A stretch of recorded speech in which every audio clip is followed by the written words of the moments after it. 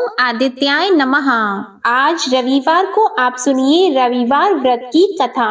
प्राचीन काल में एक राजा था और एक रानी थी। उनके पास सिपाही, घोड़े, दासियां, दास, धन दौलत सब कुछ था, सिर्फ उनकी संतान नहीं थी। इसी कारण वे दोनों राजा रानी बहुत दुखी रहते थे। संतान प्राप्ति के लिए उन्होंने हर तरह के दान, धर्म, धार्मिक अनुष्ठान, जप, मंत्र, पूजा पाठ आदि सब किया, लेकिन इससे उनका कोई फायदा नहीं हुआ। जब राजा और रानी वृद्ध होने लगे तो दोनों को बहुत ही चिंता हो गई। वे दोनों सोच में पड़ गए कि अब हमारे इतने बड़े राज्य का क्या होगा, कौन बनेगा इस राज्य का वारिस, कौन लेगा प्रजा की जिम्मेदारी। राजा और रानी दिन रात इसी चिंता में घुटने लगे। उन्हें खाने और पीने की भी सुध नहीं रहती थी। तो एक सुबह राजा के दरबार में एक साधु आता है तो दासी रानी को इत्तला करती है।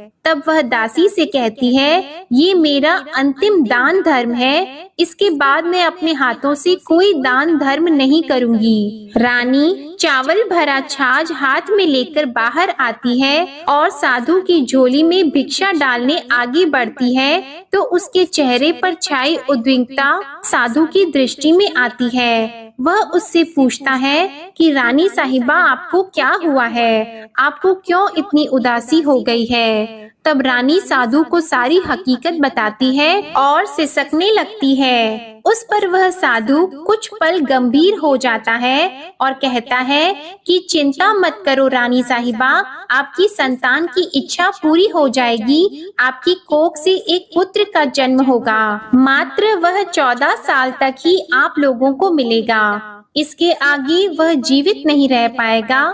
इससे बढ़कर आपको कुछ देना मेरे लिए संभव नहीं है। अपनी बात पूरी करते उसने अपनी झोली में हाथ डाला। झोली में हाथ डालकर थोड़ी सी भभूत निकालकर उसने रानी को दी और कहा, आप और महाराज दोनों इसे बांटकर ग्रहण कर लेना, तुम्हें जल्द ही पुत्र की प्राप्ति होगी। और वह साधु अपनी राह को चला गया। उसके जाने के बाद रानी सोचने लगी कि 14 साल तो 14 साल ही सही, उतने समय के लिए हमें पुत्र तो मिलेगा, यही काफी है। उतने साल तक मैं उसे जी जान से बड़ा करूंगी, उसे ढेर सारा प्यार और दुलार करूंगी, अपनी संतान की मुराद पूरी करूंगी। उस रात अपना सारा राज गाज खत्म करके राजा जब रानी के महल में गए तो रानी ने राजा को सारी बात बता दी और साधु की दी हुई भभूत राजा को दिखाकर बोली कि साधु महाराज ने ये भभूत हम दोनों को ग्रहण करने के लिए दी है। राजा बोले, इतना दान और धर्म किया, जप और तप किया, उसका कोई फल नहीं मिला, अब इस भभूत से हमें क्या संतान प्राप्त होगी। उस पर रानी बोली, जब इतना सब कुछ कर लिया तो अब ये भी सही, क्यों हम उस साधु के क्रोध को बुलावा दें। राजा को अब किसी बात पर विश्वास नहीं था, पर रानी को दुख ना पहुँचे इसलिए वह राजी हो गया।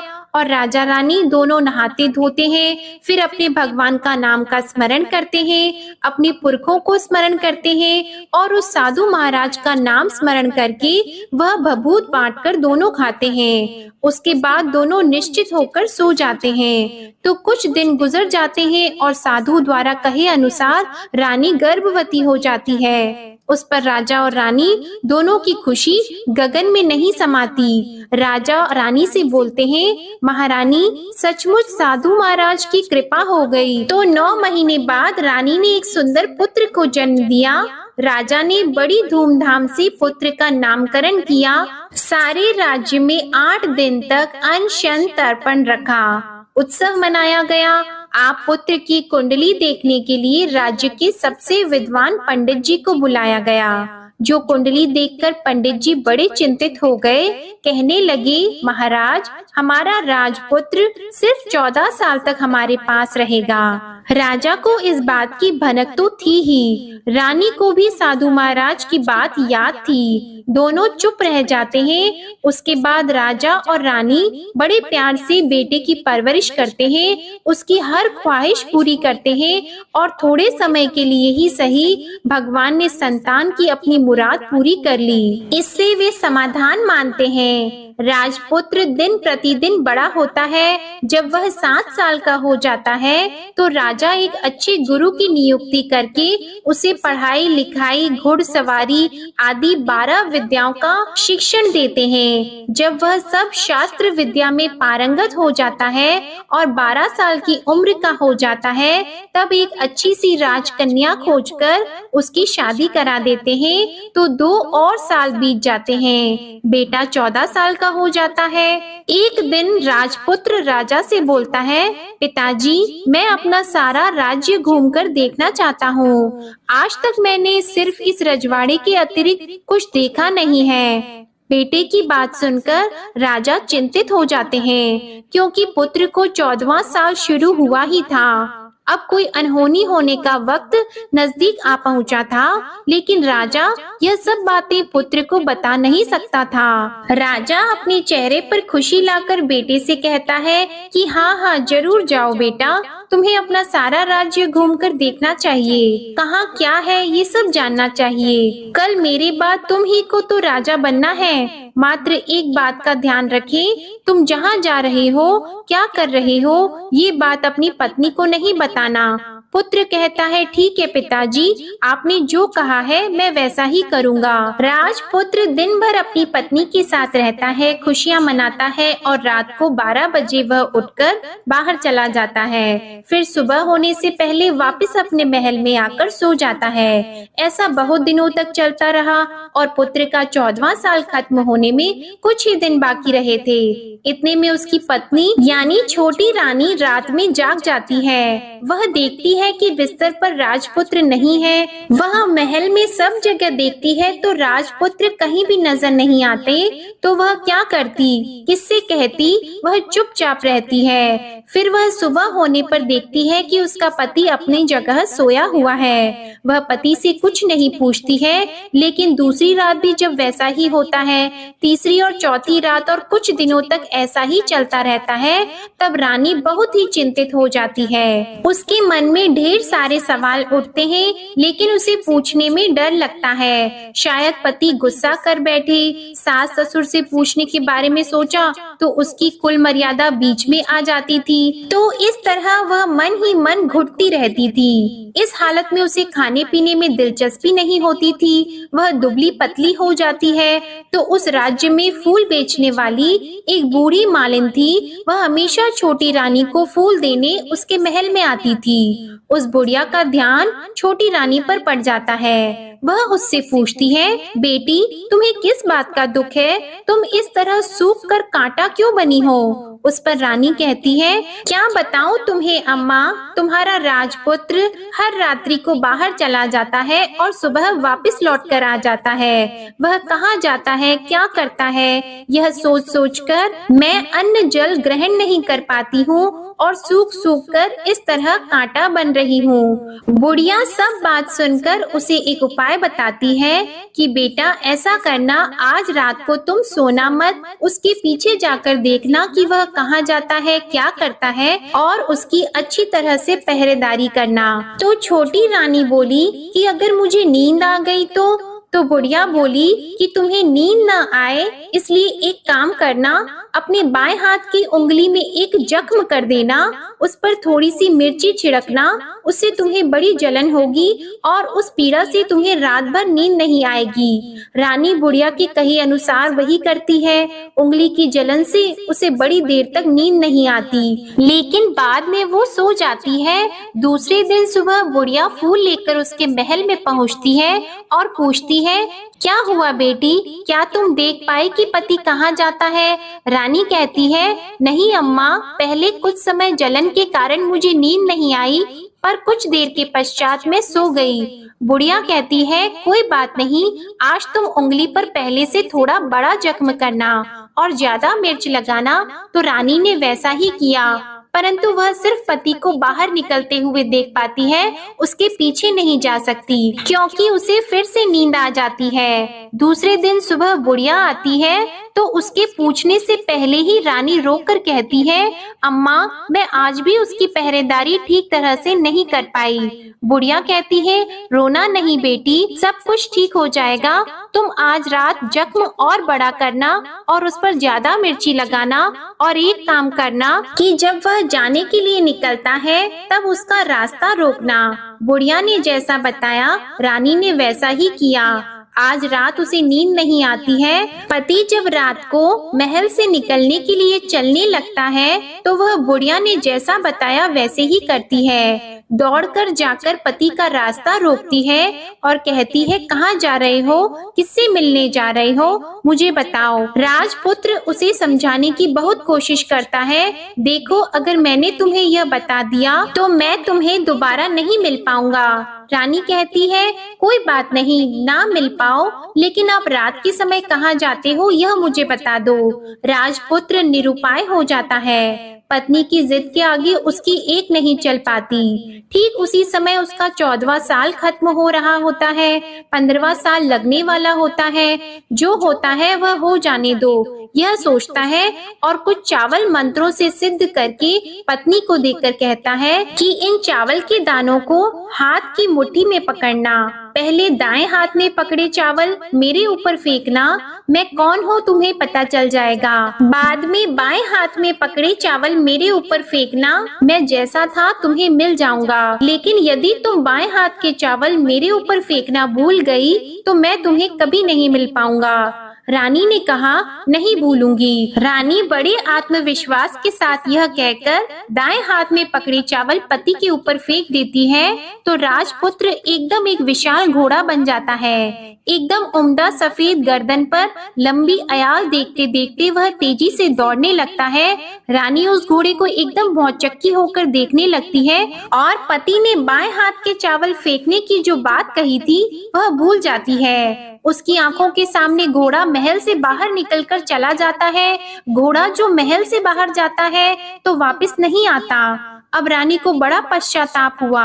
वह स्वयं को कोसने लगती है, लेकिन अब उसका कोई फायदा नहीं होने वाला था। राजपुत्र अब वापस नहीं आने वाला था। सुबह होते ही महाराजा को सब बात पता चली। उन्हें बहुत दुख होता है। वे बिस्तर पकड़ते हैं और राह देखते हैं कि एक दिन उनका बेटा वापस आ जाए। इस तरह 1 महीना गुजरता है, 3 महीने गुजरते हैं, आखिर 6 महीने पूरे हो जाते हैं। राजपुत्र का कोई अता पता नहीं चलता। प्रधान राजपुत्र को ढूंढने के लिए राज्य के गांव-गांव सिपाही भेजता है, लेकिन उन्हें कोई सफलता नहीं मिलती। इधर रानी अपनी हठ के कारण पति गायब हो गया है, ये सोचकर स्वयं को मन ही मन कोसती है और प्रण लेती है कि कुछ भी करके पति को ढूंढ कर लाएगी और उसे वापस घर लेकर आएगी। एक दिन सुबह उठकर सास ससुर के महल में जाती है और कहती है कि मैं अपने पति की खोज में जा रही हूँ। महाराजा को और क्या चाहिए था, कुछ भी करके उनका बेटा उन्हें वापस मिलने चाहिए था।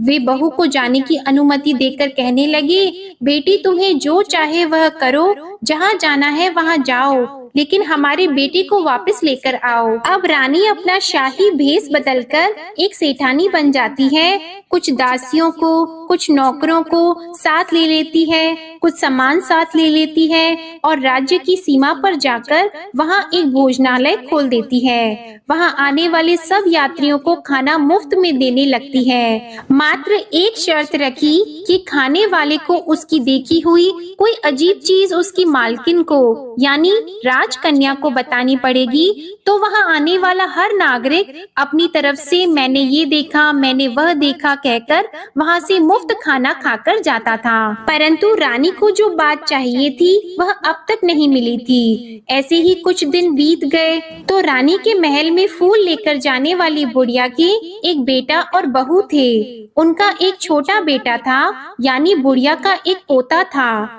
तो बेटा और बहू सुबह काम के लिए निकलते थे, तो पोते को संभालने की जिम्मेदारी बुढ़िया पर रहती थी। दिन भर पोते को संभालती थी। एक दिन बुढ़िया को पान खाने की आदत थी, तो पान लगाने के लिए चूना चाहिए था।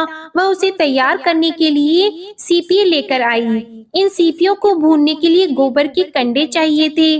कंडे इकट्ठा करने के लिए वह बांस की टोकरी लेकर चरवाहे के मैदान में गई। वहाँ बहुत सारे कंडे थे। उन्हें जमा करते करते उसे घर आने में अंधेरा हो गया। इस ओर शाम होते ही काम से वापस आकर बेटा और बहू घर पहुँचे, तो देखा कि बच्चा घर पर अकेला है और रो रहा है। वे दोनों गुस्से से लाल पीले हो गए। इतने में बुढ़िया घर आ पहुंची। बेटे ने पूछा, पोती को घर अकेला छोड़कर कहाँ गई थी? बुढ़िया बताने लगी कि मैं गोबर के कंडे इकट्ठा करने गई थी। इस पर बेटा बोला, दोबारा बच्चे को अकेला घर पर छोड़कर यदि कहीं गई तो मैं तुम्हें बहुत पीटूंगा। बुढ़िया कहने लगी, नहीं बेटा, फिर कभी ऐसा नहीं करूंगी। लेकिन दूसरे ही दिन बुढ़िया वह बात भूल गई और फिर चरवाहे के मैदान पर कंडे इकट्ठा करने चली गई। शाम को जब बेटा और बहू काम से वापस लौटे, तो देखा कि बच्चा घर पर अकेला है और रो रहा है। अब उसके बेटे की सहन शक्ति खत्म होने लगी और बुढ़िया के वापस आने पर उसे घर से निकाल दिया। बुढ़िया रात भर घर के बाहर अंधेरे में बैठी रही और सुबह होते ही हाथ में टोकरी लेकर कंडे इकट्ठा करने के लिए निकल गई। उस दिन उस पर कंडे इकट्ठा करने का मानो पागलपन सवार हो गया था। कंडे इकट्ठा करते करते जब अंधेरा हो गया, उसे मालूम ही नहीं चला।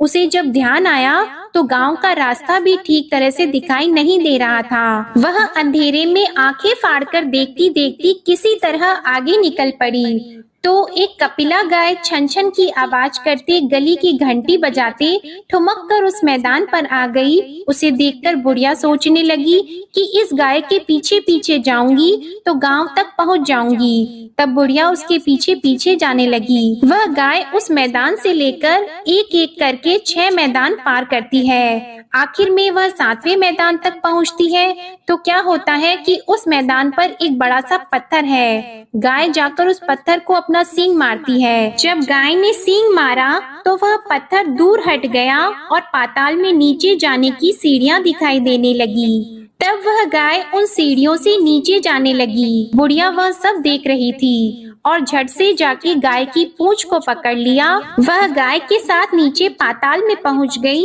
और तुरंत ही गाय की पूंछ छोड़ दी और इधर उधर देखने लगी। उसने देखा कि वहाँ दीप और दिए जलते हैं और तेज रोशनी गाय के ऊपर पड़ती है और वहाँ अद्भुत घटनाएं घटने लगती है। गाय के नीचे जाते ही उसके गले में अपने आप सांकल पड़ गई और छम छम करके कोई दूध आड़ी में गाय का दूध दूहने लगा। लेकिन जो भी कोई वह कर रहा है वह मात्र दिखाई नहीं दे रहा है। बुढ़िया बहुत घबरा गई, कहाँ आकर फंस गई यह सोचने लगी और यहाँ वहाँ छिपने के लिए जगह ढूंढने लगी, लेकिन उसे कहीं भी जगह नहीं मिली। हर जगह उजाला ही उजाला था। तो वह एक कोने में खड़ी हो गई और जो कुछ सामने हो रहा था उसे चुपचाप देखने लगी। उसने देखा कि वहाँ एक उम्दा सफेद घोड़ा और 2 कुंड थे। उसमें से एक कुंड में उस घोड़े ने छलांग लगाई और ऊपर आ गया और उस घोड़े को अब राजपुत्र का रूप प्राप्त हो गया। उसने दूसरे कुंड के पानी में स्नान किया, वहाँ रखे नए कपड़े पहने और नजदीक ही एक सुंदर पलंग था, उस पर आकर वह बैठ गया। उसके सामने अपने आप 5 पकवानों की थाली आ गई, दूध की एक प्याली भी आ गई, 5 सुपारी आ गई। उसके सामने एक दिया जलता रहा और राजपुत्र ने खाना खाया, पानी पिया, 5 सुपारी खाई और बिस्तर पर लेट जाने से पहले सूर्य देव का स्मरण करके सामने जलते हुए दिए से पूछा, हे दीपंकर, मेरे माता पिता क्या कर रहे हैं? दिया बताने लगा, बेटे के शोक में डूबे हैं। राज कौन संभाल रहा है? तो उसने बोला कि राज्य प्रधान संभालते हैं। उसने पूछा कि मेरी पत्नी क्या करती है? तो दिए ने बोला कि उसने चौराहे पर भोजनालय शुरू किया है और आते जाते लोगों से वह नई खबर के बारे में पूछती रहती है। दिए के यों कहते ही राजपुत्र कहने लगा कि ठीक है। उसके बाद वह सो गया बुढ़िया कोने में खड़ी हुई सब देख रही थी। ऐसी अद्भुत घटना उसने जिंदगी में पहली बार देखी थी। उसे अंदर ही अंदर चुलबुलाहट होने लगी। वह अपनी भूख प्यास भूल गई और आगे क्या होता है कि उसे उत्सुकता से देखने लगती है। लेकिन उसके बाद और कुछ घटनाएं नहीं घटती। रात गुजर गई और सुबह हो गई। पलंग पर सोया हुआ राजपुत्र उठा और फिर से पहले वाले कुंड में छलांग लगाई। तो अब वह फिर से घोड़ा बनकर कुंड से बाहर आ गया। वह तेजी से उच्च पाताल नगरी से बाहर निकल गया, लेकिन वह कहाँ गया बुढ़िया को कुछ पता नहीं चला। उसके बाद पिछली रात की तरह कोई उस गाय को छमछम करके दूध दोहने लगा। जैसे ही दूध दोहना खत्म हुआ, उसके गले की सांकल अपने आप खुल गई और वह गाय तेजी से ऊपर जाने लगी, सीढ़ियों की ओर भागने लगी। गाय को दौड़ता देखकर बुढ़िया सोचने लगी कि अब गाय के साथ यहाँ से ऊपर जाना ही समझदारी होगी, नहीं तो कोई मुसीबत आकर उसके ऊपर टपक जाएगी। झट से उसने गाय की पूंछ पकड़ ली और गाय के साथ ऊपर आ गई। गाय जब मैदान में पहुंची तो उस सुरंग का रास्ता अपने आप बंद हो गया और उसके मुंह पर एक बड़ा सा पत्थर पहले की तरह खड़ा हो गया। ऊपर आकर वह गाय जंगल की ओर निकल गई। इधर बुढ़िया एकदम बावली सी हो गई। उसने पाताल नगरी में जो कुछ देखा था वह जल्द से जल्द किसी को बताने के लिए उतावली हो गई। उसे एकदम याद आया कि नगर की सीमा पार कोई औरत भोजनालय चलाती है और नई बात बताने वालों को अच्छा खाना पीना मुफ्त में देती है। वह सोचने लगी कि क्यों न मैं ये बात उस औरत को जाकर बताऊं। यदि उसे ये बात पसंद आ गई तो बाकी जीवन खाने पीने की झंझट से मुक्ति मिल जाएगी। बुढ़िया ने मन में तय किया और तुरंत उस भोजनालय के द्वार पर टंगे नगाड़े के सामने खड़ी हो गई और जोर जोर से नगाड़ा बजाना शुरू कर दिया। नगाड़े का इस तरह शोर सुनकर मालकिन यानी छोटी रानी मन में प्रसन्न हो जाती है कि शायद कोई बड़ी बात लेकर यहाँ आया है। रानी सिपाहियों को आदेश देती है, जाइए और जो कोई आया है उसकी अच्छी तरह खातिरदारी कीजिए। आदेश पाते ही सिपाही नीचे दौड़ गए तो एक बुढ़िया नगाड़ा बजा रही थी। उन्होंने पूछा, क्यों नहीं बुढ़िया, क्या हुआ, क्यों नगाड़ा बजा रही हो? बुढ़िया बोली, कुछ नहीं बेटा, यहाँ खाना मिलता है ना, इसलिए आई हूँ। खाना चाहिए मिलेगा, लेकिन तुझे कोई नई बात बतानी पड़ेगी। हाँ बताऊंगी, एक बात मालूम है मुझे। इस पर सिपाही उसे अंदर लेकर गए। उनको मालकिन का आदेश था कि जो कोई बूढ़ा बुजुर्ग वहाँ आए उनके साथ अच्छी तरह पेश आना, उनका अच्छे से आदर सत्कार करना। तो सिपाही ने उस बुढ़िया का भरपूर आदर सत्कार किया। यह उसे बड़ी सिद्ध थाली भरकर व्यंजन परोसते हैं। बुढ़िया कुछ दिनों से भूखी थी, वह खाने पर टूट पड़ी। खाना खाने के बाद सिपाही ने उसे नई साड़ी पहनने को दी। उसके बाद उसे लेकर रानी के पास आए। बुढ़िया और रानी ने तुरंत एक दूसरे को पहचान लिया। तब रानी ने बुढ़िया से कहा कि अम्मा अब बताओ तुमने क्या नई बात देखी है? नई बात? मैंने कोई नई बात नहीं देखी है। बुढ़िया बोली, वह तो मेरे पास तुम्हें देने के लिए खाने के पैसे नहीं थे, इसलिए मैंने झूठ कहा और नगाड़ा बजाया। रानी ने कहा, अम्मा घबराना नहीं, मैं किसी को तुम्हारा नाम नहीं बताऊंगी। फिर भी बुढ़िया ने कहा कि मेरे पास कोई नई बात नहीं है। इस पर रानी ने उससे कहा, देखो अम्मा, यदि तुमने मुझे वह नई बात बताई तो जिंदगी भर मैं तुम्हारी देखभाल करूंगी और तुम्हें रानी माता की तरह रखूंगी। अब बुढ़िया बताने को तैयार हो गई। उसने जो कुछ उस चारागाह वाले मैदान पर देखा था वह सब कुछ कुंवर रानी को बता दिया। बुढ़िया की वे बातें सुनकर कुंवरनी को यकीन हो गया कि वह राजपुत्र उसी का पति है। वह तुरंत बुढ़िया से कहने लगी कि अब माँ मुझे उस जगह पर ले चलो। तब बुढ़िया बोली, नहीं बेटी, वह पाताल राज्य है, सांप है। यदि किसी ने तुम्हें देख लिया तो तुम्हारी जान खतरे में पड़ सकती है। लेकिन रानी उसकी एक भी नहीं सुनती, उसे उस जगह ले जाने के लिए हठ करने लगी। आखिर में बुढ़िया ने उसका कहना मान लिया और कहने लगी, ठीक है, मैं तुम्हें वहाँ ले जा सकती हूँ, पर आज नहीं, कल वहाँ जाना है तो शाम को ही जाना होगा। तो दूसरे दिन दोपहर को रानी बुढ़िया के साथ उस मैदान पर गई और एक जगह छुपकर गाय के आने की राह देखने लगी। दिन ढलते ही अंधेरा गिरने लगा और गाय हमेशा की तरह वहां आ गई। मैदान के उस कोने में जाकर उसने पत्थर पर सींग मारा तो छत से पत्थर हटकर वहां सुरंग में जाने का रास्ता खुल गया। गाय उस रास्ते से नीचे उतरने लगी तो बुढ़िया रानी से कहने लगी, जल्दी आगे बढ़ो, हम गाय की पूंछ पकड़कर नीचे उतरेंगे। तो दोनों गाय की पूंछ पकड़कर नीचे उतर गईं। बुढ़िया पहले जिस कोने में छिपी थी उस कोने में छिप गई। अब नीचे सब कुछ पहले जैसा घटित हो रहा था। गाय के गले में अपने आप सांकल पड़ गई। कोई अदृश्य रूप से उसका दूध दोहने लगा। एक सफेद उम्दे घोड़े ने आकर एक कुंड में छलांग लगाई तो राजपुत्र के रूप में ऊपर आया। वह राजपुत्र दूसरे कुंड में नहाने लगा। बाद में उसके सामने खाने की थाली आ गई, दूध की प्याली आ गई, पान का बीड़ा आ गया। राजपुत्र सब ग्रहण करके सोने के लिए पलंग पर गया तो सोने से पहले सूर्य देव का स्मरण करके वह दिए से पूछने लगा, दीपांकर मेरे माता पिता क्या कर रहे हैं? तो दिया कुछ जवाब नहीं देता बल्कि वह बुझने लगता है। तब राजपुत्र को कुछ घटित हुआ है इसका संदेह हो गया। वह उदास हो गया और जो कुछ हुआ है वह हो जाने दो ऐसा सोचकर फिर से बिस्तर पर लेट गया। अब रानी का संयम छूट गया।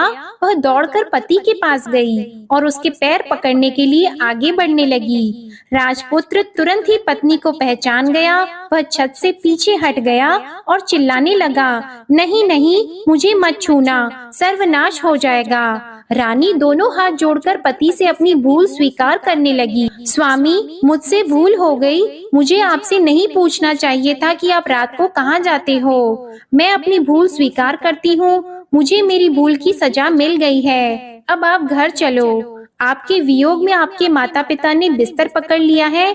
आपकी प्रजा भी बहुत दुखी है। उस पर राजपुत्र कहने लगा, वही तो एक बार तुम गलती कर बैठी हो, अब दोबारा मत करना, नहीं तो अब मैं तुम्हें जो दिख रहा हूँ वह अभी नहीं दिखूंगा। रानी अब विलाप करने लगी, जोर जोर से जमीन पर सिर पटकने लगी। राजपुत्र के मन में उसके प्रति दया उत्पन्न हो गई। वह उससे कहने लगा, यदि तुम मुझे पाना चाहती हो तो तुम्हें एक काम करना होगा। काम कठिन है लेकिन वह तुम्हें अकेले ही करना होगा। रानी ने कहा, कहो स्वामी, कितना भी कठिन काम हो मैं वह पूर्ण करूंगी। रानी कहने लगी। इस पर राजपुत्र ने उसे बताया, इस पाताल से ऊपर जाते ही तुम्हें एक घना जंगल नजर आएगा।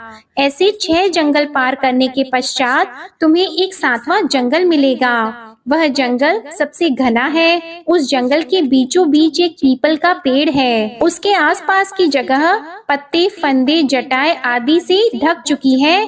वहाँ बाघ, शेर, सांप और भालू बैठते हैं। तुम्हें उन सबको भगाकर वह जगह साफ करनी है। उसको गोबर से लिपाई करके पवित्र बनाना है, रंगोली से सजाना है। उसके बाद वहाँ धूप, कपूर, अगरबत्ती जलानी है। फूल और कुमकुम से पेड़ की पूजा करनी है। दूध और दही से बने चावल का भोग चढ़ाना है। ये सब तुम्हें दोपहर को 12 बजे से पहले करना है। 12 बजने के समय तुम्हें उस जगह पर बैठकर सूर्य भगवान का ध्यान करना है। ठीक 12 बजे सूर्य भगवान का रथ वहाँ उतरेगा। वे सब देखकर खुश हो जाएंगे और कहेंगे कि जिस किसी ने भी ये सब किया है उसे मैं मनचाहा फल दूंगा। तो तुम सामने जाकर उसके रथ का दाहिना घोड़ा मांगना, मैं तुम्हें मिल जाऊंगा। इतनी बात कहकर राजपुत्र अपने पलंग पर सो गया और छोटी रानी भोर होने की राह देखने लगी। भोर होते ही वह बुढ़िया के साथ गाय की पूंछ पकड़कर ऊपर आ गई। ऊपर आने के बाद वह बुढ़िया से कहने लगी, अम्मा, अब मैं अकेले ही आगे जाऊंगी, तुम भोजनालय वापस चली जाओ। वह जंगल में जाकर राजपुत्र की बताई जगह ढूंढने लगी और स्वयं आरी से वह जगह साफ कर दी। बाद में राजपुत्र ने जैसे बताया वैसे ही लिपाई पोताई करके वापस आ गई। दूसरे दिन सुबह होने से पहले उठी और जंगल में उस जगह पहुंची। वहां जाकर इत्र और गुलाब का पानी छिड़ककर उस जगह सुगंधित धूप अगरबत्ती जलाकर उसे पवित्र किया और पूजा की सब सामग्री वहां तैयार कर सूर्य भगवान का ध्यान करके बैठ गई। जैसे कि पति ने बताया था कि दोपहर को ठीक 12 बजे सूर्य भगवान का रथ उस पीपल के पेड़ पर आकर रुका है। सूर्य भगवान ने जब रथ से नीचे देखा तो सुगंधित वातावरण देखकर वे बहुत प्रसन्न हो गए। फिर वे बोली, जिस किसी ने यह काम किया है वह यहाँ आकर आज मुझसे कुछ भी मांगे मैं उसे दे दूंगा।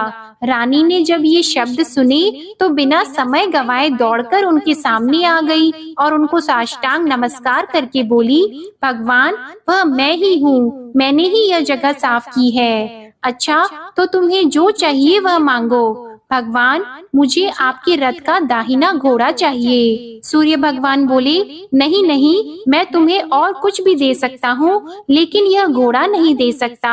मेरे रथ के 12 घोड़े हैं, तुम चाहो तो कोई और घोड़ा मांग लो, लेकिन यह दाहिना घोड़ा नहीं, वह मैं तुम्हें नहीं दे सकता। छोटी रानी ने एक नहीं सुनी, वह सूर्य देव से एक ही बात कह रही थी, वही दाहिना घोड़ा दे दीजिए, नहीं तो मैं आपके पैरों में गिरकर अपनी जान दे दूंगी। अब सूर्य देव धर्म संकट में पड़ गए। उन्होंने वचन दे दिया था, अब अपने वचन से पलट भी तो नहीं सकते थे। ठीक है, दे दिया तुम्हें घोड़ा, सूर्य देव ने कहा। फिर एक बात और भी कही, देखो मैंने तुम्हें घोड़ा तो दे दिया है, लेकिन वह तुम्हें यहाँ नहीं मिलेगा, तुम्हें उसे पाताल में जाकर लाना होगा। रानी बोली, पाताल में ही क्यों भगवान, मैं उन्हें पाने के लिए कहीं भी जा सकती हूँ। रानी को वचन देकर सूर्य देव अपने मार्ग को चले गए और इधर रानी जंगल से अपने भोजनालय में आ गई। फिर वह बुढ़िया को लेकर उस मैदान पर आ गई और जल्दी ही शाम हो गई। शाम होते ही वहाँ वह गाय आ गई और उसने सींग मारकर सुरंग का पत्थर हटाया और नीचे उतरने लगी। रानी और बुढ़िया जल्दी जल्दी उसकी पूंछ पकड़कर नीचे उतर गईं। नीचे पाताल में सब घटनाएं पहले की तरह ही घटने लगी। घोड़े का एक कुंड में नहाकर राजपुत्र बन जाना, नहा धोकर पलंग पर जाकर बैठना, तो उसे खाने की थाली, दूध की प्याली आना, पान का बीड़ा आना। लेकिन आज एक नई बात घटी। आज 2-2 थाली, 2-2 दूध की प्याली और 2-2 पान के बीड़े उसके सामने आए। वह कुछ नहीं बोला। अपने हिस्से की थाली खाकर, दूध पीकर और पान का बीड़ा चबाकर वह सोने चला गया और हमेशा की तरह दिए से पूछने लगा, दिए दिए दीपंकर, मेरे माता पिता क्या करते हैं? दिए ने बताया, वे दोनों तुम्हारे शोक में मरने की स्थिति में पहुंच गए हैं। ऐसा? झट से उसकी आंखों में आंसू टपकने लगे। फिर वह पूछने लगा, दिए दिए दीपंकर, मेरा राज्य कौन चला रहा है? तुम्हारा राज्य प्रधान चला रहा है और वह सब कुछ हड़प चुका है। वह प्रजा पर बहुत अत्याचार कर रहा है। यह सुनकर राजपुत्र को बहुत गुस्सा आया। वह गुस्से से अपनी मुट्ठी भींचने लगा। अब वह पूछने लगा, दिए दिए दीपंकर, मेरी पत्नी क्या कर रही है? अब दिया कुछ नहीं बोला और चुप रहा। अब रानी का संयम जवाब दे गया। वह दौड़कर पति के गले लग गई। अब मैं तुम्हें मिल गया। राजपुत्र कहने लगा, सच कहते हो? अब आप फिर से घोड़ा तो नहीं बनोगे ना?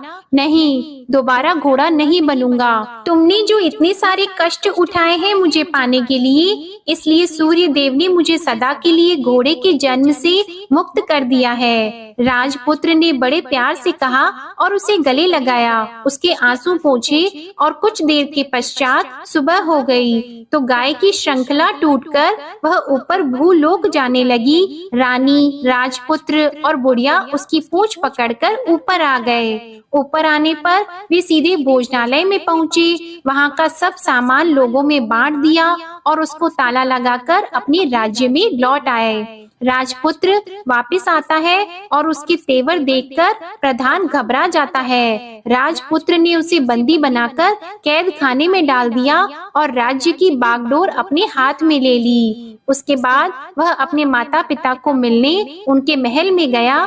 तब राजपुत्र क्या देखता है कि उसके माता पिता उसके शोक में अस्थि पंजर बने हुए हैं। पुत्र को वापस आया देखकर मरणासन राजा रानी की आंखों से टप टप आंसू बहने लगे। इन दोनों ने पुत्र को गले लगा लिया, उसे प्यार से सहलाया और इतना होने के बाद उनकी सेहत में एकदम सुधार आने लगा। वे अब बिस्तर से उठकर बैठ गए हैं, पुत्र को आशीर्वाद देने लगे हैं। राजपुत्र के आने की खबर तुरंत ही राज्य में फैल गई। प्रजा खुशी से फूली नहीं समाई। प्रजाजन राजमहल के सामने इकट्ठा हो गए। राजपुत्र ने भी उन्हें दर्शन दिए और आज से उन्हें कोई दुख नहीं पहुंचाएगा, ऐसा वचन भी दिया। अब राजा अपने पुत्र का राज्याभिषेक करके उसे सिंहासन पर बिठाता है और बहू को महारानी का दर्जा देता है और स्वयं अपनी पत्नी के साथ ईश्वर स्मरण करते खुशी से दिन बिताता है। महाराजा बना राजपुत्र अच्छी तरह से राज्य चलाने लगा और अपनी पत्नी के साथ सुख शांति से जीवन बिताने लगा। उस बुढ़िया को रानी ने अपने ही पास रख लिया और उसकी अच्छी तरह से देखभाल करने लगी। बुढ़िया और उसके बुढ़ापे के दिन खुशी से गुजरने लगे। प्रेम से बोलिए सूर्य नारायण भगवान की जय। आपको आज की कथा पसंद आए तो वीडियो को लाइक करना मत भूलिएगा, शेयर कीजिएगा, कमेंट में भगवान श्री सूर्य नारायण की जय लिखिएगा और चैनल को भी सब्सक्राइब करिएगा। इसी के साथ आप हमारे चैनल पर मार्गशीर्ष मास महात्म्य की कथाओं को भी जरूर सुनिएगा। आपको ये कथा पसंद आए तो वीडियो को लाइक करके चैनल को जरूर सब्सक्राइब करिएगा। धन्यवाद।